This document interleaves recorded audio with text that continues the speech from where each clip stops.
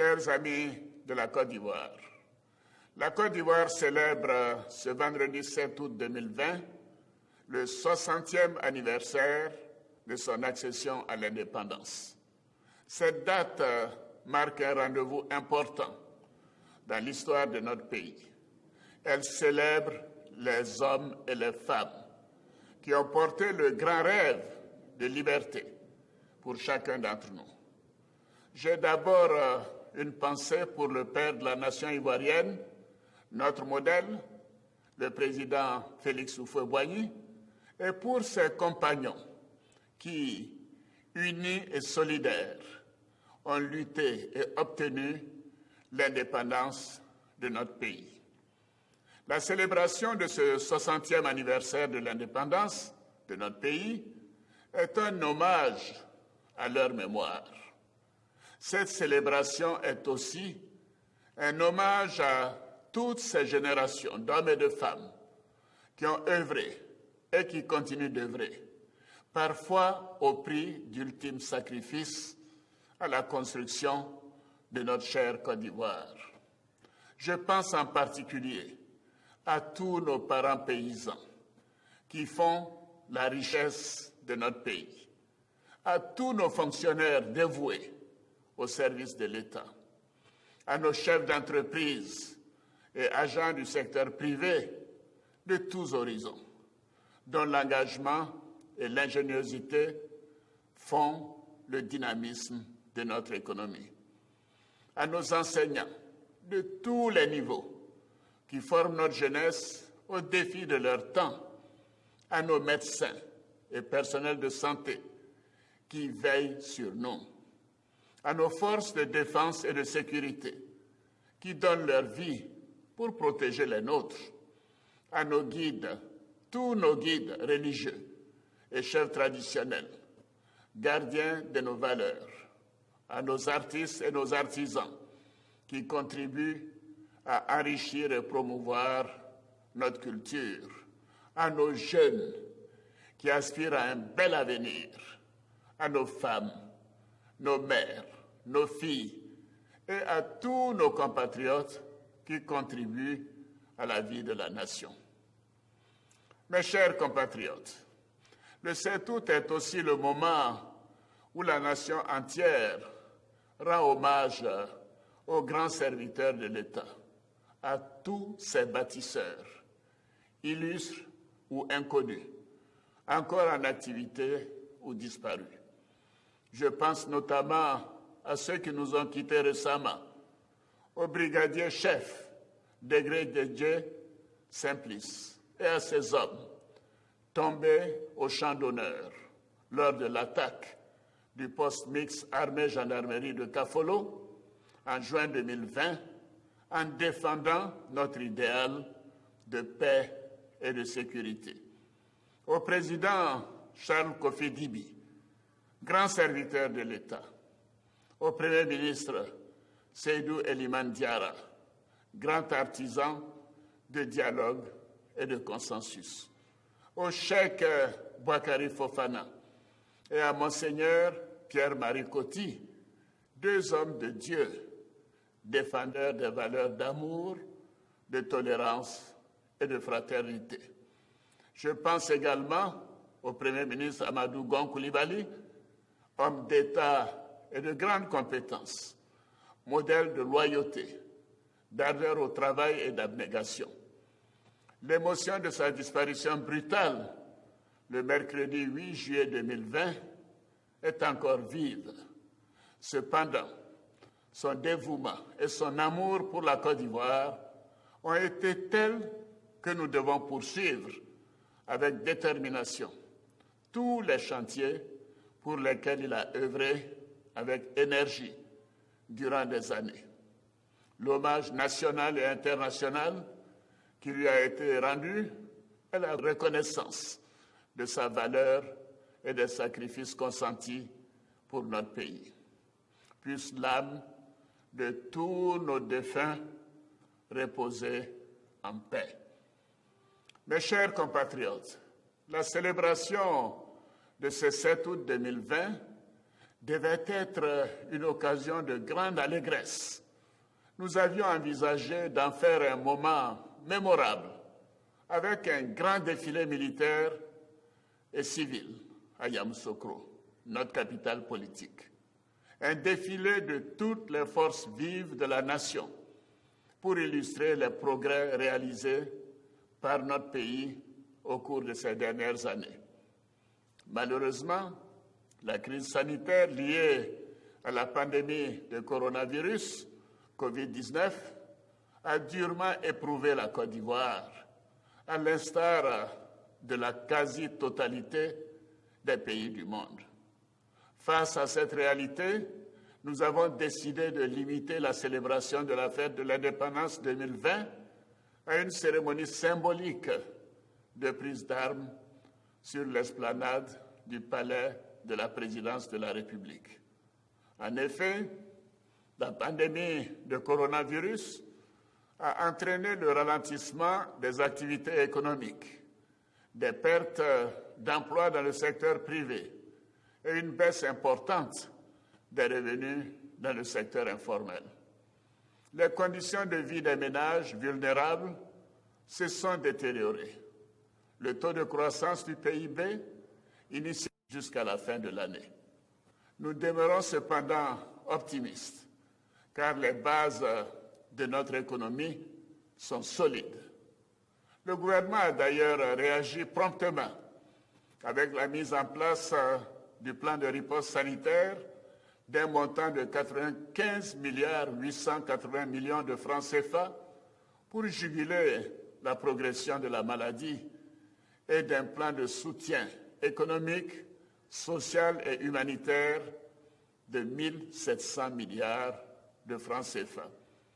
Ces plans bien dimensionnés et adaptés à la structure de notre société permettent à la Côte d'Ivoire de contrôler cette pandémie et d'accompagner les populations et les entreprises impactées par la crise.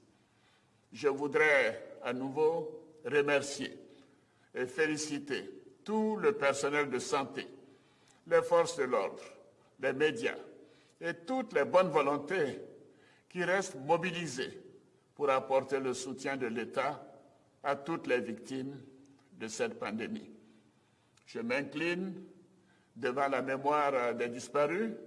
Je réitère mes sincères condoléances à leurs familles.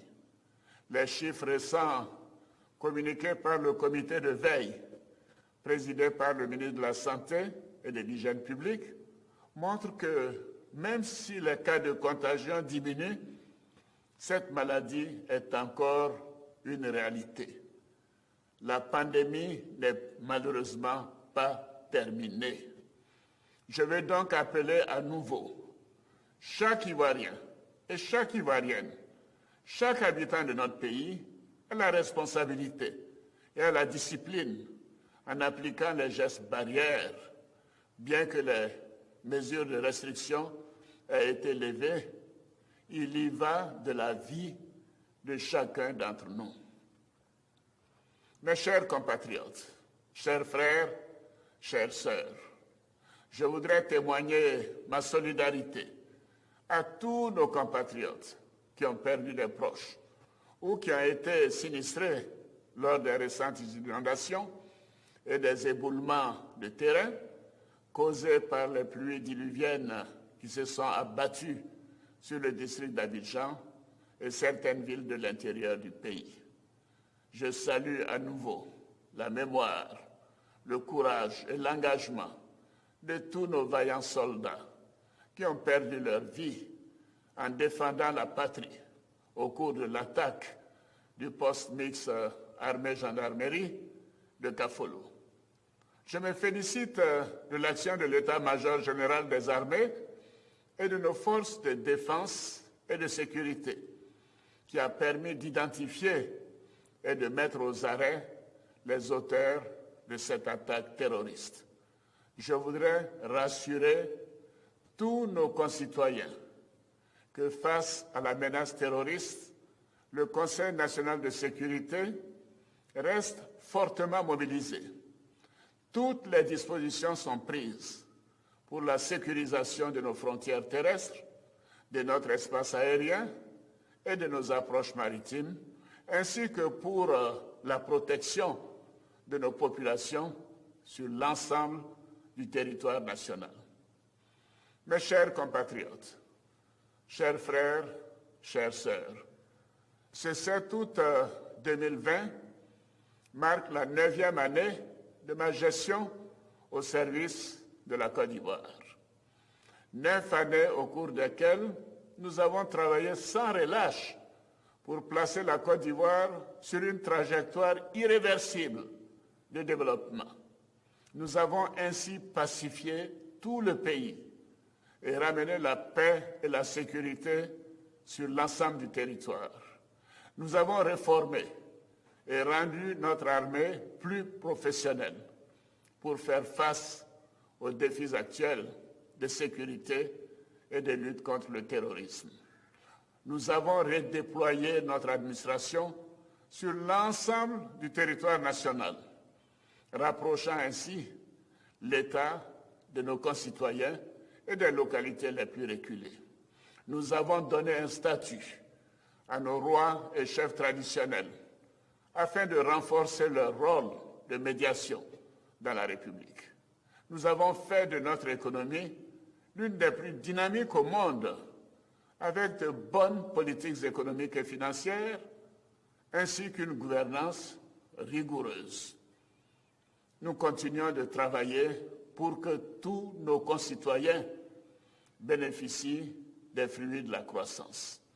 En dépit d'un contexte particulièrement difficile, cette année, nous avons poursuivi la mise en œuvre du programme d'action prioritaire et des grands projets sociaux.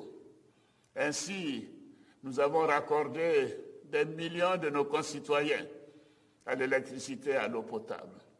Nous les avons rapprochés des écoles et des centres de santé grâce à des investissements massifs. Nous avons lancé la couverture maladie universelle. Nous avons amélioré de manière substantielle les revenus de nos parents paysans, augmenté les salaires des fonctionnaires et le SMIC. Nous avons financé les projets des jeunes et des femmes pour le bonheur de millions de familles ivoiriennes. Nous avons doté notre pays d'infrastructures modernes et désenclavé des centaines de localités. Nous avons relancé les programmes de logements sociaux pour les familles ivoiriennes de classe moyenne et à revenus modestes. Nous avons étendu le programme de filets sociaux qui couvre maintenant une bonne partie du territoire national.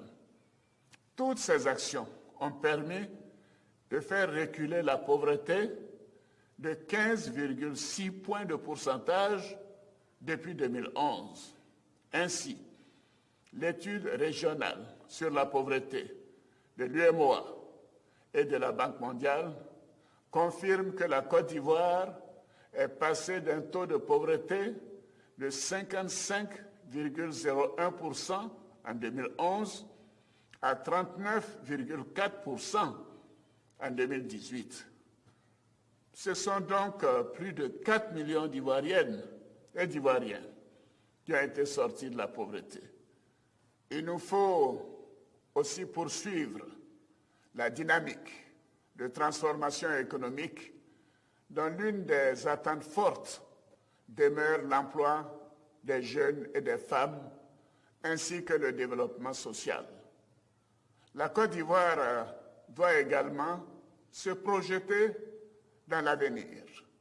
C'est pourquoi le gouvernement s'attelle à parachever la programmation et la planification stratégique à travers notamment la finalisation de l'étude diagnostic et stratégique Côte d'Ivoire 2030, le plan national de développement PND 2021-2025 et le plan d'investissement public PIP 2021-2023.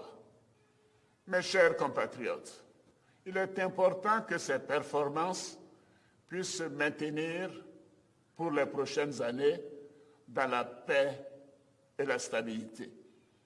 Et pour la paix, nous avons amnistié la quasi-totalité des prisonniers civils de la crise post-électorale. La grande majorité de nos compatriotes réfugiés ont été rapatriés en garantissant leur sécurité et en facilitant la réintégration dans l'administration de ceux qui étaient fonctionnaires. J'ai procédé ce jeudi 6 août 2020 à la signature d'un décret accordant une grâce collective. Cette mesure de grâce bénéficiera à environ 2000 de nos concitoyens condamnés pour des infractions mineures. Mes chers compatriotes, l'un des défis majeurs de cette année 2020 est aussi l'élection présidentielle du 31 octobre 2020. Il est impératif que cette échéance électorale soit respectée pour ancrer la démocratie dans notre pays. Oui, la démocratie, c'est tenir les élections aux dates inscrites dans la Constitution. Le gouvernement y travaille depuis plusieurs mois et d'importantes étapes ont déjà été franchies. Après la réforme de la Commission électorale indépendante, la révision du Code électoral et celle de la liste électorale, notre pays est résolument engagé pour des élections libres, transparentes et apaisées. La récente décision de la Cour africaine des droits de l'homme et des peuples ne remet pas en cause la loi instituant la CEI. À cet égard, je salue la participation de toute l'opposition aux structures de la CEI à la suite de cette décision. L'objectif du gouvernement est que ces élections nous permettent de refermer définitivement les pages sombres de notre histoire récente et qu'aucun d'entre nous ne souhaite revivre. C'est pourquoi j'invite chaque formation politique, chaque candidat à également œuvrer pour atteindre cet objectif, afin que ces élections soient un grand moment de démocratie apaisée et exemplaire.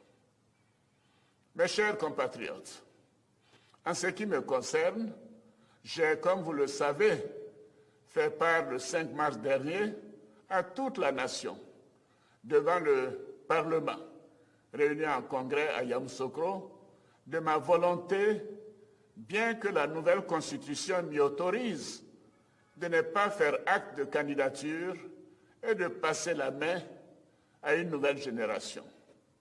Depuis cette décision, j'avais commencé à organiser mon départ, à prendre toutes les dispositions au plan personnel et au plan politique. J'avais planifié ma vie après la présidence. J'avais entrepris de relancer les activités de mon institut et de créer la Fondation internationale Alassane Dramane Ouattara, ADO, dont les locaux sont en cours de finition. J'envisageais ainsi de mettre mon expérience en matière économique et de gouvernance au service des pays et des institutions qui le souhaiteraient. Au plan politique, ma décision avait abouti à la désignation, le 12 mars 2020, d'un candidat, chef d'équipe de cette nouvelle génération, de cadres compétents et dévoués, à même de préserver les acquis de notre pays en matière de paix et de progrès. Mais comme le dit l'adage, l'homme propose, Dieu dispose. Les récents événements tragiques avec le décès du Premier ministre Amadou Gon Coulibaly laissent un vide au niveau de l'équipe que j'avais mise en place pour poursuivre et consolider le programme de développement économique et social pour lequel vous m'avez fait confiance. Par ailleurs, le calendrier très serré, à peine 3 mois avant l'élection présidentielle, les défis auxquels nous sommes confrontés pour le maintien de la paix, la sécurité nationale et sous-régionale, ainsi que la nécessité de juguler la crise sanitaire. Le risque que tous les acquis, après tant d'efforts et de sacrifices consentis par toute la population, soient compromis. Le risque que notre pays recule dans bien des domaines. Tout cela m'amène à reconsidérer ma position.